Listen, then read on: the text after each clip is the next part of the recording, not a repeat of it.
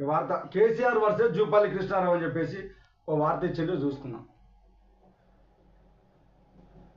ఎందుకంటే ఈయన కాంగ్రెస్ పార్టీలో మంత్రిగా చేసిండు, టీఆర్ఎస్ పార్టీలో మంత్రిగా చేసిండు, మళ్ళీ కాంగ్రెస్ పార్టీకి వచ్చిండు. వీళ్ళిద్దరు మాట్లాడతారు. ఎమ్మెల్యేలకు సిగ్గుండాలి అని చెప్పేసి కేసీఆర్ ఆగ్రహం వ్యక్తం చేసిండు. ఎమ్మెల్యేల చోరీకి రాహుల్ గాంధీ మాట్లాడాలి, రాహుల్ గాంధీ ఓట్ల చోరీ గురించి మాట్లాడుతాడు కానీ ఎమ్మెల్యేల చోరీ గురించి మాట్లాడతలేదని చెప్పేసి కేటీఆర్ చెప్తా ఉన్నాడు. ఇది ఏమున్నది, ఎప్పటి నుంచి చోరీలు ఎవరు చేసారో అందరికీ తెలుసు. దానికి సంబంధించిన దాన్ని జూపల్లి కృష్ణారావు ఏమంటాడు, బీఆర్ఎస్ ఫిరాయింపులను ప్రోత్సహించలేదా? అందరికీ తెలిసిన సత్యమే కదా. పార్టీలు లేకుండా నామరూపాలు లేకుండా చేసిన మీరు కూడా అదే పార్టీకి పోయారు. ఆ పార్టీ నుంచి మళ్ళీ ఇటు వచ్చింది. అక్కడ మంత్రికి చేసి ఇక్కడ మంత్రి ఓళ్ళు తిట్టుకుంటారు తప్ప ప్రజలకైతే మీ వల్ల మేలు జరిగేది ఉన్నదా? మేలు జరిగేది ఎట్టి పరిస్థితులు లేదని చెప్పేసి ప్రజలకు అర్థమైపోయింది. ఇక రాహుల్ గాంధీ ఓట్ల చోరీ కోసం చేస్తా ఉన్నాడు, దీనికోసం ఎందుకు చేయడా అని చెప్పేసి అంటా ఉన్నారు.